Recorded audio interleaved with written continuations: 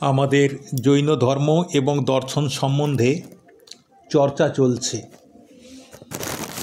আগে 3টে ভিডিও হয়েছে, আজকে চতুর্থ ভিডিও। আমি আগের ভিডিওতে যেমনটা বলেছিলাম যে পুরাতত্ত্বের আধারে জৈন ধর্মের প্রাচীনতা মোটামুটিভাবে প্রতিষ্ঠা করেছি তৃতীয় ভিডিওতে, এবং সাহিত্যিক আধারে এরপর আমাদের জৈন ধর্মের প্রাচীনতা সিদ্ধ করার পালা। আমরা জানি যে বিশ্বের প্রাচীনতম গ্রন্থ সেটা হচ্ছে বেদ, এবং সেই বেদ সংকলিত হয়েছে ভারতবর্ষেই। বেদের প্রাচীনতা যে কতটা সে বিষয়ে পণ্ডিতেরা এখনও একমত হতে পারেননি, কিন্তু প্রচুর ভারতীয় বিদ্বান রয়েছেন যারা বেদকে কমপক্ষে 5000 বছরের প্রাচীন মনে করেন। তাহলে জৈন ধর্মের প্রাচীনতা সিদ্ধ করতে গেলে আমাদের বেদের সাহায্য আমরা নিতে পারি। যদি বেদে জৈন ধর্ম বা জৈন দর্শন বা জৈন আচার বা জৈন তীর্থঙ্করদের উল্লেখ আমরা পাই, তাহলে নিশ্চিতভাবেই আমরা এই সিদ্ধান্তে আসতে পারব যে জৈন ধর্ম অন্ততপক্ষে বেদের সমান প্রাচীন, অন্তত তার আগে যদি নাও হয়। আমরা দেখতে পেয়েছি বেদের মধ্যে ঋষভ, অরিষ্টনেমি ইত্যাদি শ্রমণদের উল্লেখ রয়েছে। আমরা বেদের যে দ্বিতীয় ভাগ ব্রাহ্মণ, সংহিতা, ব্রাহ্মণ, আরণ্যক এবং উপনিষদ, বেদের যে তৃতীয় ভাগ আরণ্যক, সেখানেও আমরা এদের বর্ণনা পেয়েছি। চতুর্থ ভাগ উপনিষদেও পেয়েছি, এবং তার পরবর্তীকালে যে পুরাণ গ্রন্থাদি রচিত হয়েছে সেই পুরাণ গ্রন্থেও এদের বর্ণনা আমরা পেয়েছি। এখন যদি সেই সময়ে বা তার আগে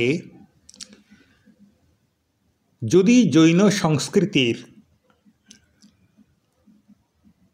অস্তিত্ব না থাকতো, যদি ঋষভদেবের অস্তিত্ব না থাকতো, যদি অরিষ্টনেমি বা নেমিনাথের অস্তিত্ব না থাকতো, তাহলে বেদে এই উল্লেখগুলো কি করে সম্ভব হতো না। এর দ্বারাই প্রমাণিত হচ্ছে যে জৈন ধর্ম অন্তত প্রথম বৈদিক যুগে বা তারও আগে বিদ্যমান ছিল। তো কোথায় কোথায় উল্লেখ আছে সবিস্তারে সব তো বর্ণনা করা সম্ভব নয়। দুটো একটা উল্লেখ আমি দিচ্ছি এখানে।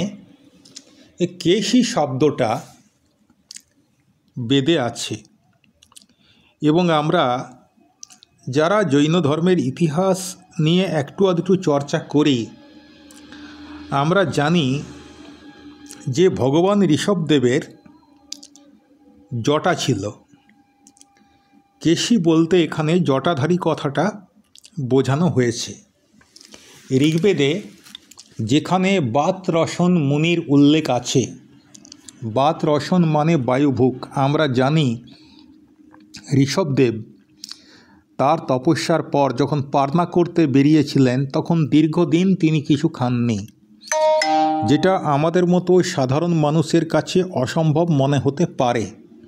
সেক্ষেত্রে এই যে দীর্ঘদিনের উপবাস, সাধারণ মানুষের চোখে এটা এভাবেও প্রতিভাত হতে পারে যে তিনি বায়ু ভোজন করে জীবনযাপন করতেন। আমরা এখনও শুনতে পাই যে হিমালয়ে নাকি এমন এমন অনেক সাধু আছেন যারা কোনো কিছুই খান না, শুধুমাত্র বাতাসের সাহায্যেই বেঁচে আছেন। এদেরকে বায়ুভুক বলা হয়। তো এই বাত রসনা মুনির উল্লেখ যে জায়গায় রয়েছে ঋগ্বেদে, সেখানে কেশির স্তুতি করা হয়েছে। কিভাবে করা হয়েছে?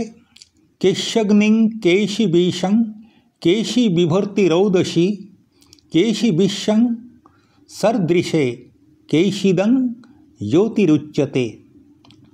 এখানে যে কেশির কথা বলা হয়েছে উনি ভগবান ঋষভের বাচক। যেটা বলছিলাম ঋষভদেবের জটা। এখন উনি যখন মুনি হন, শ্বেতাম্বর সাহিত্যে এটা পাই, আমাদের জৈন নিয়ম অনুসারে পঞ্চমুষ্টি কেশ লোচ করতে হয়, অর্থাৎ 5 মুঠোয় মাথার থেকে সমস্ত চুলগুলো উপড়ে ফেলতে হয়।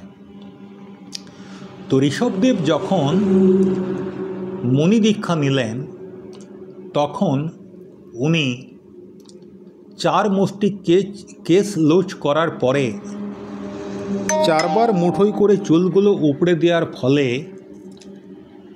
দেওয়ার পরে আর 2 পাশের কেশ বাকি ছিল, সেগুলো লোচ করতে যাবেন। এমন সময় ভগবান দেবেন্দ্র, দেবতাদের রাজা দেবেন্দ্র, ইন্দ্র, তিনি ভগবান ঋষভদেবকে বললেন যে আপনার এত সুন্দর চুল, তাকে এইভাবেই থাকতে দিন। এটা শ্বেতাম্বর পরম্পরায় এই কাহিনীটা আমরা পাই। তো ভগবান তখন দেবরাজ ইন্দ্রের অনুরোধ স্বীকার করলেন এবং তাকে সেভাবেই থাকতে দিলেন। সেই জন্যে আমরা দেখতে পাই যে তার মূর্তির কাঁধের উপরে আজও কেশের বল্লরী রয়েছে। প্রাচীন ঋষভদেবের মূর্তি চেনার একটা অন্যতম উপায় হচ্ছে তার জটা। যেমন ঋষভ বা ষাঁড় লাঞ্ছন যেমন ঋষভদেবকে চেনার একটা উপায়, ঋষভদেবের প্রতিমাকে, ঠিক সেই রকম কেশ বা জটাও ঋষভদেবকে চেনার একটা উপায়। তো আমরা যেটা চর্চা করছিলাম যে জৈন ধর্ম কতটা প্রাচীন, তো সেখানে আমরা দেখলাম যে কেশি যে উল্লেখ, এটা আমরা ঋগ্বেদে পাচ্ছি। জৈন ধর্মের আরেকটা নাম হচ্ছে অর্হৎ ধর্ম। অর্হৎ বা অর্হন মানে যিনি পূজা করার যোগ্য। আমরা জৈনরা ভগবান জিন দেবকে, পরে জিন কথাটায় আসছি, তীর্থঙ্করদেরকে অর্হন নামেও আমরা অভিহিত করি, এবং শুধু আমরা নই, জৈনেতর সাহিত্যেও এই অর্হৎ কথাটা এই অর্থে আমরা পাই। তা শিবের উপাসক যেমন শৈব, বিষ্ণুর উপাসক বৈষ্ণব ধর্ম, শৈব ধর্ম, ঠিক সেই রকম অর্হতের উপাসনা যে ধর্মে করা হয় সেই ধর্মকে বলা হচ্ছে অর্হৎ ধর্ম। এই অর্হন শব্দটা শ্রমণ সংস্কৃতির অত্যন্ত প্রিয় শব্দ।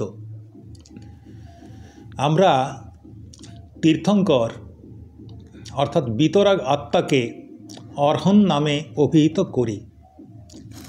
ঋগ্বেদেও এই অর্হন শব্দের প্রয়োগ শ্রমণদের যে পরিচালক, আমি আগেই বলেছিলাম যে ভারতবর্ষে অনাদিকাল থেকেই 2টো সংস্কৃতির প্রচলন সমান্তরাল ধারায় হয়ে আসছে। একটা হচ্ছে শ্রমণ সংস্কৃতি, আর একটা বৈদিক সংস্কৃতি। তো শ্রমণদের যিনি নেতা, শ্রমণদের যিনি পরিচালক, শ্রমণরা যাকে মেনে চলে, তো তার ক্ষেত্রে ঋগ্বেদে অর্হন শব্দের প্রয়োগ করা হয়েছে। কিভাবে?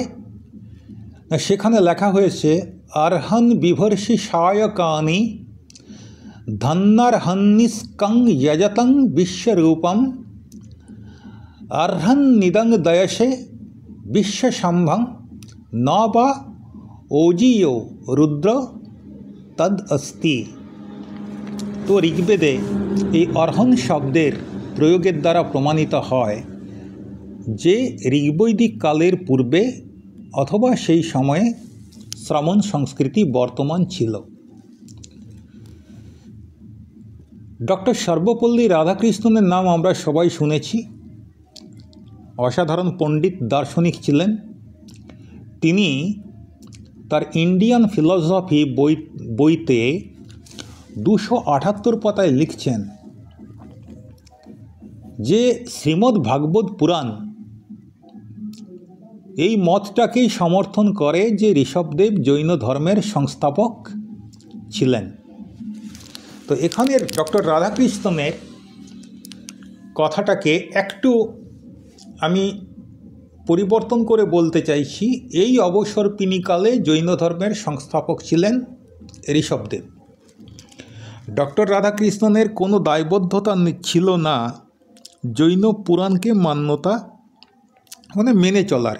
উনি ঐতিহাসিক দৃষ্টিভঙ্গিতে কথাটা লিখেছেন যে শ্রীমদ্ ভাগবত পুরাণ থেকে আমরা জানতে পারি যে ঋষভদেবী জৈন ধর্মের সংস্থাপক ছিলেন। এরকমও প্রমাণ পাওয়া যায় যে খ্রিস্টীয় প্রথম শতাব্দীর অনেক আগে থেকেই এরকম লোক ছিলেন যারা ঋষভদেবের ভক্ত। তাহলে আমরা এই সিদ্ধান্তে আসতে পারি যে 24তম তীর্থঙ্কর বর্ধমান মহাবীর অথবা 23তম তীর্থঙ্কর পার্শ্বনাথ, এদের অনেক আগে থেকেই জৈন ধর্ম প্রচলিত ছিল। আমি নেমিনাথ বা তার পূর্ববর্তী তীর্থঙ্করদের কথা বাদ দিচ্ছি এই কারণ সেগুলো এখনও ইতিহাসের আওতার মধ্যে সেই নামগুলো আসেনি। কিন্তু যজুর্বেদে আমরা যেমন ঋষভনাথের নাম দেখতে পাই, সেরকম অজিতনাথের নামও দেখতে পাই এবং অরিষ্টনেমির নামও দেখতে পাই। অর্থাৎ যজুর্বেদে ঋষভদেব, অজিতনাথ এবং নেমিনাথ এই তিনজন তীর্থঙ্করের উল্লেখ পাওয়া যায়। যেহেতু ঋষভদেব জৈন ধর্মের প্রথম প্রবর্তক এই অবসরপিনীকালে, শুধু সেই কারণে নয়, জৈন ইতিহাস অনুযায়ী ঋষভদেবী ছিলেন মানব সভ্যতার আদি প্রতিষ্ঠাতা। সেই জন্যে তাকে আদিনাথও বলা হয়। ডক্টর বুদ্ধপ্রকাশ তার ভারতীয় ধর্ম এবং সংস্কৃতি গ্রন্থে লিখছেন যে মহাভারতে বিষ্ণুর সহস্র নামের মধ্যে শ্রেয়াংশ, অনন্ত, ধর্ম, শান্তি এবং সম্ভব এই নামগুলো পাওয়া যায়। আর শিবের নামের মধ্যে ঋষভ, অজিত, অনন্ত এবং ধর্ম এই নামগুলো পাওয়া যায়। আবার শিবের আরেক নাম সুব্রত, বিষ্ণুরও আরেক নাম সুব্রত। আমরা যদি নামগুলো দেখি তাহলে দেখব শ্রেয়াংশনাথ, অনন্তনাথ, ধর্মনাথ, শান্তিনাথ, সম্ভবনাথ, অজিতনাথ এবং মণি সুব্রতনাথ এরা সবাই কিন্তু জৈন তীর্থঙ্কর। এক্ষেত্রে মহাভারতে এদের নামের উল্লেখ বেদের অনেক পরবর্তীকালে রচিত হয়েছে। মহাভারতে এই তীর্থঙ্করদের নামকে বিষ্ণুর অন্যতম নাম হিসেবে বর্ণনা করার পিছনে একটা ধারণা কাজ করতে পারে। সেই ধারণাটা কি? এক সমন্বয়কারী ধারণা। শ্রমণ সংস্কৃতি এবং বৈদিক সংস্কৃতির মধ্যে সেই সময়ে কোনো না কোনোভাবে কিছু না কিছু মাত্রায় কিছু সমন্বয় সাধন হয়েছিল, যে কারণে তীর্থঙ্করদের নামকে ভগবান বিষ্ণু বা ভগবান শিবের অন্যতম নাম হিসেবে গ্রহণ করা হয়েছে। মেজর জেনারেল ফ্লেমিং তিনি একটা বই লিখেছিলেন, ধর্মের তুলনামূলক ইতিহাস। তাতে উনি লিখেছিলেন যে আর্যরা যখন ভারতে আসে তো তারা জৈন ধর্মের বিস্তৃত প্রচলন দেখেছিলেন। এখানটা এই মতটা অবিতর্কিত নয়, কারণ আর্যরা ভারতে বাইরে থেকে এসেছিলেন কি না এটা নিয়ে কিন্তু সন্দেহ আছে। প্রথমে বলা হয়েছিল, আমাদেরকে পড়ানো হতো আর্য আক্রমণ তত্ত্ব, অ্যারিয়ান ইনভেশন থিওরি। সেখানে শেখানো হয়েছিল যে সিন্ধু সভ্যতা ধ্বংসের অন্যতম কারণ আর্যদের আক্রমণ। আর্যরা নাকি এশিয়া মাইনর নামে কোনো একটা জায়গা থেকে ভারতবর্ষে আসে। পরবর্তীকালে যখন এই মতটাকে খণ্ডন করা শুরু হলো, বিভিন্ন পণ্ডিত আর্য আক্রমণ তত্ত্ব নস্যাৎ করতে শুরু করলেন, তখন এই তত্ত্বটাকে নাম দেয়া হলো, একটু পাল্টে দেয়া হলো আর্য অভিবাসন তত্ত্ব। ঠিক আছে, সিন্ধু সভ্যতা হয়তো আর্যদের আক্রমণে ধ্বংস হয়নি, কিন্তু আর্যরা বাইরে থেকে এসেছে এটা বলা হয়েছে। এখন আর্যরা বাইরে থেকে এসেছে মানে তাদের ইস্টওয়ার্ড মাইগ্রেশন হয়েছে নাকি ভারতবর্ষ থেকে তাদের ওয়েস্টওয়ার্ড মাইগ্রেশন হয়েছে, এটা নিয়ে বিতর্ক আছে। সেই বিতর্কে আমি ঢুকতে চাইছি না। মেজর জেনারেল ফ্লেমিংয়ের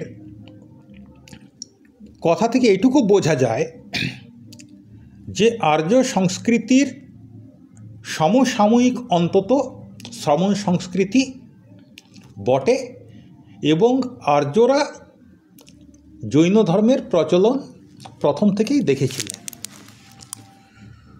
তো এইভাবে আমরা সাহিত্যের আধারে যখন প্রমাণ করতে চাইছি, তো আমরা দেখতে পেলাম যে হ্যাঁ, জৈন ধর্মের প্রাচীনতা সম্বন্ধে ইতিহাস কিন্তু অনেক কথাই বলে, যদিও সেই সব ইতিহাস নিয়ে খুব বেশি চর্চা করা হয়নি। বৈদিক সাহিত্যে জৈন পরম্পরার সঙ্গে যুক্ত অর্হত, ব্রাত্য, বাতরসনামুনি, শ্রমণ ইত্যাদি শব্দের উল্লেখ মেলে। ব্রাত্য কথাটা আজকের দিনে পতিত অর্থে ব্যবহার হয়, কিন্তু অথর্ববেদে ব্রাত্যদের অনেক প্রশংসা করা হয়েছে।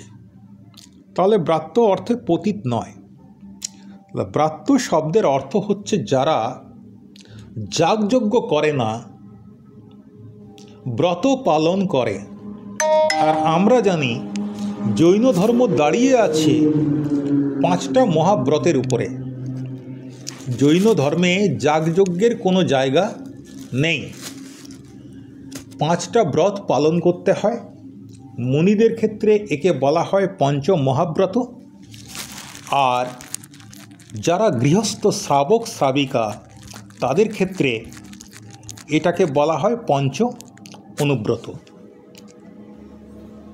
তো অহিংসা, সত্য, অচর্য, ব্রহ্মচর্য এবং অপরিগ্রহ, এই যে 5টা ব্রত যেটা সাধু সাধ্বীরা মহাব্রত হিসেবে পালন করেন এবং শ্রাবক শ্রাবিকারা অনুব্রত হিসেবে পালন করেন, এই 5টা তো ব্রত। তো যারা ব্রত পালন করেন তাদেরকেই ব্রাত্য বলা হয়। এই কথাটা মেনে নেয়ার পিছনে কোনো সমস্যা নেই, কারণ এটাই যুক্তিসঙ্গত। এরপর আমরা একেবারেই যদি ঐতিহাসিক কালে চলে আসি, অর্থাৎ যেখানে আমরা পাথরে প্রমাণ পাব, সেই জায়গায় যদি চলে আসি, তাহলে আমরা দেখতে পাব উড়িষ্যার যে খণ্ডগিরি এবং উদয়গিরির যে গুহাগুলো রয়েছে, সেখানে আমরা হাতিগুম্ফা শিলালিপি পাই। কলিঙ্গরাজ খারভেলের লেখা, ওটা 2100 বছরের পুরনো ওই শিলালেখ, 2100 বছরের পুরনো। সেখানে আমরা দেখতে পাচ্ছি যে কলিঙ্গ যুদ্ধ জয় করে মগধের রাজা নন্দ, নিশ্চয়ই নন্দ রাজবংশের কথা আমরা সবাই জানি, যে রাজবংশকে উচ্ছেদ করে চন্দ্রগুপ্ত মৌর্য সারা ভারতব্যাপী এক সাম্রাজ্য স্থাপন করেছিলেন। সেই মগধের নন্দ রাজা 423 খ্রিস্টপূর্বাব্দে কলিঙ্গ থেকে নিয়ে গেছিলেন। তারপর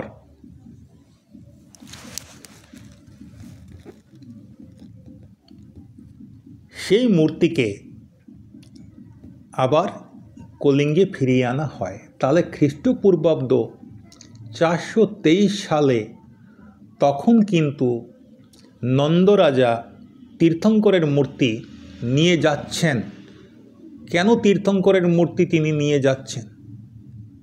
নিশ্চিতভাবেই মগধে সেই সময় তীর্থঙ্করদের ভক্তরা ছিলেন এবং এটাও আন্দাজ করা যেতে পারে, যদিও সিদ্ধান্তে আসা যায় না। এখান থেকে আন্দাজ করা যেতে পারে একটা, যে নন্দ রাজারা জৈন ধর্মাবলম্বী ছিলেন। তো এবার এই যে জৈন ধর্মের আমরা প্রাচীনতা প্রতিষ্ঠা করলাম, এবার প্রশ্ন আসছে জৈন কারা? কে জৈন? একটু আগেই বলছিলাম শিবের যে ভক্ত তাকে বলা হয় শৈব, ঠিক সেইরকম জিনের যে ভক্ত তাকে বলা হয় জৈন।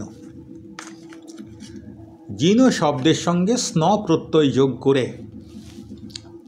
জৈন শব্দের উৎপত্তি হয়েছে। তাহলে জৈনদের আরাধ্যকে জিন। জৈনরা কার উপাসনা করেন? জিন। একমাত্র জিন ছাড়া জৈনরা অন্য কারও উপাসনা করেন না। পরবর্তীকালে যদি কেউ অন্য কোনো দেবী দেবতার উপাসনা করেন, তাহলে সেটা ধরে নিতে হবে পরবর্তীকালে আমরা যে পরিবেশে বসবাস করছি সেই পরিবেশের সংস্কৃতির প্রভাবে হয়তো সেই সব মূর্তি পূজা আমাদের জৈন ধর্মের মধ্যে অনুপ্রবেশ করেছে। তাহলে আমরা কার ভক্ত? আমরা জিনের ভক্ত। আমরা কার উপাসনা করব বা কার উপাসনা করি? আমরা জিনের উপাসনা করি। আর জিনের উপাসনা করি বলেই আমাদের নাম হচ্ছে জৈন। এই জিন তাহলে কাকে বলবো? জি ধাতু থেকে জিন কথাটার উৎপত্তি হয়েছে। জি ধাতুর অর্থ জয় করা। তা জিন শব্দের অর্থ যিনি জয় করেছেন। কাকে জয় করেছেন? বড় বড় সাম্রাজ্য জয় করেছেন, বড় বড় ভূমিখণ্ড জয় করেছেন, বড় বড় শত্রুদের জয় করেছেন? না, তিনি তো শত্রুদের জয় করেছেন, কিন্তু সেই শত্রু কোনো বাইরের শত্রু নয়। আমাদের অন্তরে যে শত্রু আছে সেই শত্রুদের তিনি জয় করেছেন। এটাই তো সবচাইতে কঠিন। আমাদের মধ্যে কাম, ক্রোধ, লোভ, মদ, মোহ, মাৎসর্য ইত্যাদি অনেক রকমের শত্রু আছে। হিন্দু শাস্ত্রে যেটাকে বলা হয় ষড়রিপু: কাম, ক্রোধ, লোভ, মদ, মোহ, মাৎসর্য। আর আমাদের অনন্তানুবন্ধী কষায়, চারটে যে মহাকষায় রয়েছে জৈন পরম্পরায়, সেটা হচ্ছে মান, মায়া, ক্রোধ এবং লোভ। তো যেভাবেই এগুলোকে সংজ্ঞায়িত করা হোক না কেন, এরা হচ্ছে আমাদের শত্রু। এরা আমাদের আত্মাকে পতনের দিকে নিয়ে যায়, ইহলোকেও এবং পরলোকেও। তো এইগুলোকে যিনি জয় করেছেন তিনি হচ্ছেন জিন। আমরা এর একটা পরিভাষা পাচ্ছি। পরিভাষাটা কি? রাগ দেশাদি দৌষান কর্মশত্রুন জয়তীতি জিনঃ। রাগ দেশাদি দৌষান কর্মশত্রুন জয়তীতি জিনঃ। অর্থাৎ রাগ দেশ আদি দোষান কর্মশত্রুন जयति इति जिनः। राग देश इत्यादि যে দোষগুলি, যেগুলি আমাদের আত্মাকে পতনের দিকে নিয়ে যান এবং কর্মরূপ শত্রুকে যিনি জয় করেছেন তিনি হচ্ছেন জিন। রাগ দেশ ইত্যাদি তো বুঝলাম দোষগুলো। কর্মরূপ শত্রু কারা? 8টা কর্ম আছে, তার হচ্ছে 4টা ঘাতী কর্ম এবং 4টে অঘাতী কর্ম। তো প্রথমে জিন 4টে ঘাতী কর্মকে জয় করেন, তারপরে শেষে 4টি অঘাতী কর্মকে জয় করে তিনি সিদ্ধত্ব প্রাপ্তি হন। তাহলে রাগ দেশ আদি দোষসমূহ এবং কর্মশত্রুদের যিনি জয় করেছেন তিনি জিন। তাহলে একজন যে জিন এর কোনো মানে নেই, যে কেউ এগুলোকে জয় করতে পারবেন তিনিই জিন। আমরা তো 24 জন তীর্থঙ্করের কথা জেনেইছি যারা জিন। আমি আপনি ইচ্ছে করলেও আমরা জিন হতে পারি। শর্ত কি? এইগুলোকে পুরোপুরি জয় করতে হবে। তবে এখন পঞ্চমকালে জিন হওয়া সম্ভব নয়। আমরা রাগ দেশ ইত্যাদি দোষ এবং কর্মসূত্রগুলোকে জয় করে জিন হওয়ার পথে এক ধাপ এগিয়ে থাকতে পারি। তাহলে আমাদের যে দেবতা যার আমরা উপাসনা করি তার স্বরূপটা বোঝা গেল। আমরা জিনের উপাসনা করি। কি বললাম? রাগ দেশাদি দৌশান কর্মশত্রুন জয়তীতি জিনঃ। এরপরে দেখুন, তস্যানুযায়িনৌ জৈনঃ, তস্য অনুযায়িনঃ জৈনঃ। তার যারা অনুযায়ী, তার যারা অনুগামী, তার যারা অনুসারী তারাই জৈন। এখন অনুসারী, অনুযায়ী, অনুগামী, দেখুন আমরা কাউকে ভক্তি করতেই পারি, সেটা একটা বিষয়, কিন্তু আমরা তাকে অনুসরণ করছি কি না। আমি মন্দিরে গিয়ে অভিষেক করলাম, পূজন করলাম, শাকাহার করি, তার মানে আমি জৈন। ঠিক আছে, এটা মেনে নিচ্ছি, কিন্তু আমি তবু আপনাকে জৈন বলতে পাচ্ছি না। কেন পাচ্ছি না? কারণ জিনকে অনুসরণ করতে হবে। জিন একজন মানুষ রূপে জন্ম নিয়েছিলেন, তিনি জিনত্ব প্রাপ্ত হয়েছেন।